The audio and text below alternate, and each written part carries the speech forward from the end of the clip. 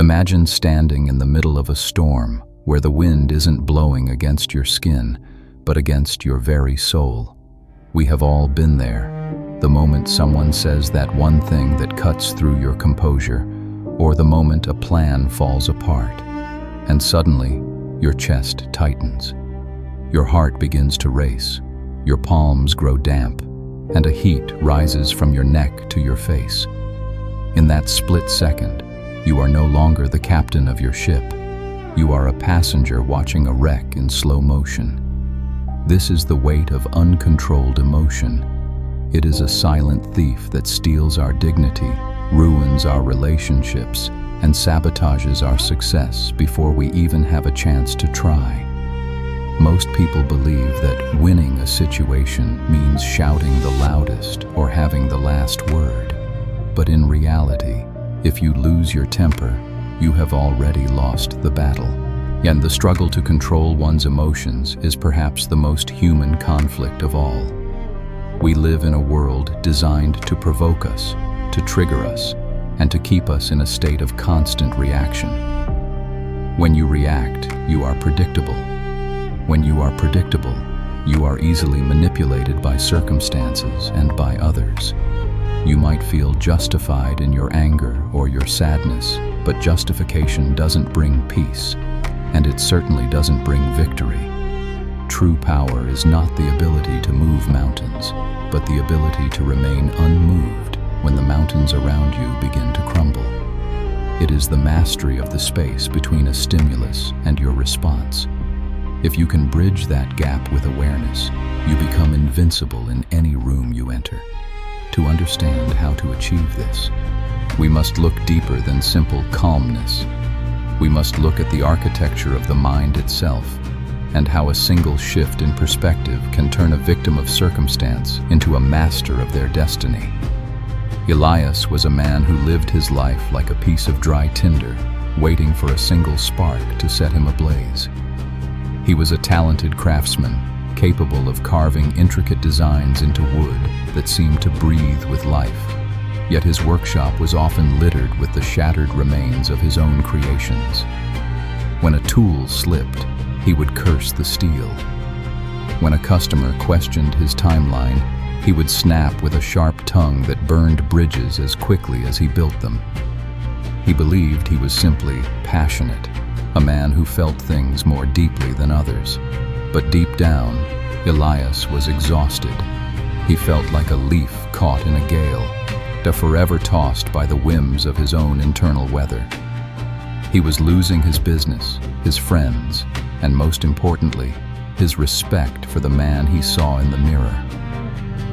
One autumn morning, after a particularly explosive argument with the local merchant that left Elias trembling and alone, he decided he could no longer live this way. He had heard of a man named Calin who lived on the far outskirts of the province. Calin was not a king or a general, yet it was said that even the most aggressive men grew quiet in his presence. Desperate for a remedy to his volatile spirit, Elias traveled for 3 days until he reached a modest stone house nestled beside a wide, slow-moving river. He found Calin sitting on a wooden stool by the water's edge, observing the current. Calin was older, yet with eyes that seemed to hold the stillness of a deep well. Elias approached, his breath ragged from the climb. "I am told you know how to win every situation," Elias said, his voice still carrying the jagged edge of his habitual frustration. "I want that power. I want to stop being a slave to how I feel." Calin did not look up immediately. He pointed to the river.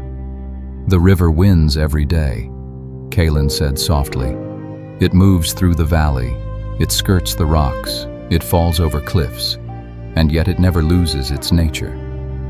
If you wish to learn, you must stay. But you will not use your tongue. For the next month, you will only observe and act." Elias agreed, though the thought of silence felt like a cage. The first week was an exercise in silent agony. Calin gave Elias tasks that seemed designed to provoke him. and he asked Elias to stack smooth, round river stones into tall, thin columns. Every time a column reached a certain height, the wind or the shifting weight would cause it to collapse. Elias felt the familiar heat rising. He wanted to kick the stones. He wanted to scream at the futility of the task. He would growl under his breath, his muscles tensing, his jaw aching from clenching. He looked at Kalin, hoping for a word of encouragement. But the older man simply sat by the river, his expression unreadable. One afternoon, a group of travelers passed by. They were loud and arrogant. Seeing Elias struggling with his stones, one of them laughed and intentionally kicked over a pile Elias had spent hours perfecting. Elias lunged forward, his fists balled, his eyes clouded with a red mist of rage. But before he could strike, and Kalin stepped between them, he didn't fight, he didn't yell. He simply looked at the traveler with a gaze so calm and steady that the man's laughter died in his throat.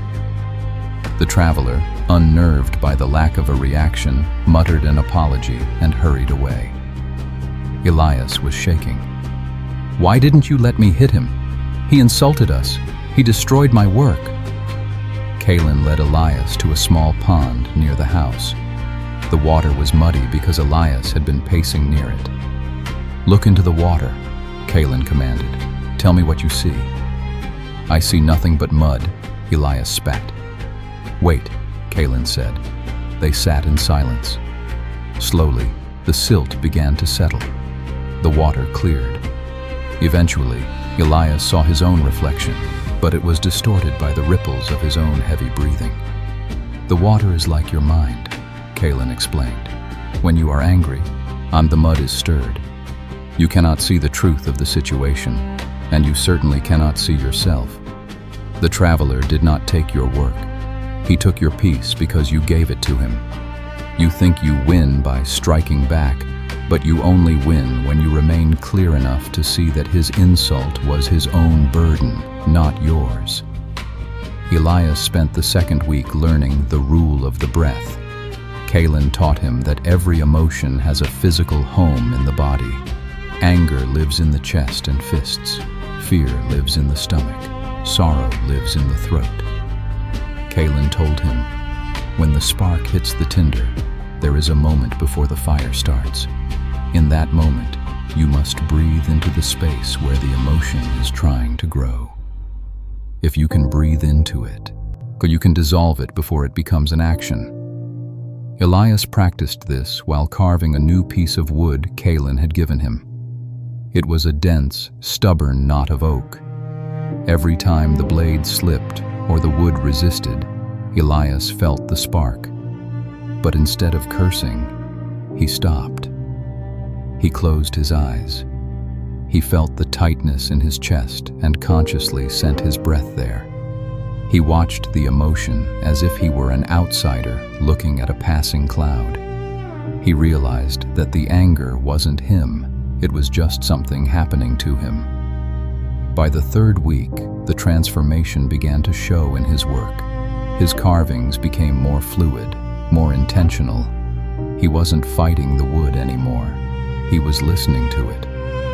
One evening, a local official arrived, complaining loudly about a late delivery from Kalin.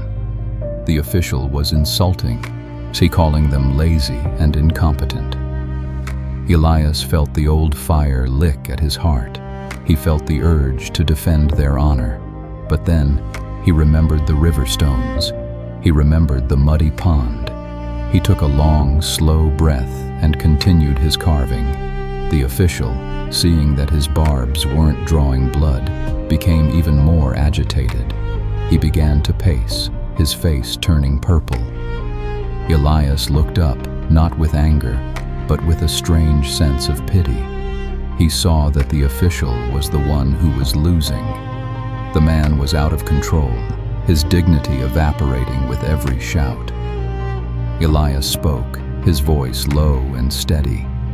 "The work will be done by sunrise. Your anger will not make the sun rise any faster, but it will make your journey home much heavier."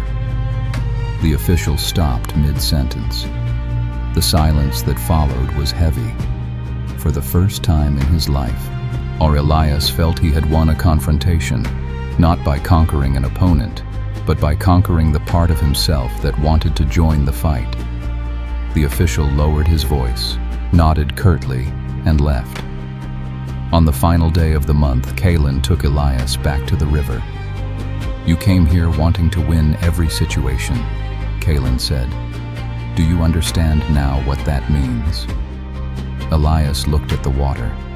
It was deep and powerful, yet it made no sound as it flowed around a massive boulder in its path.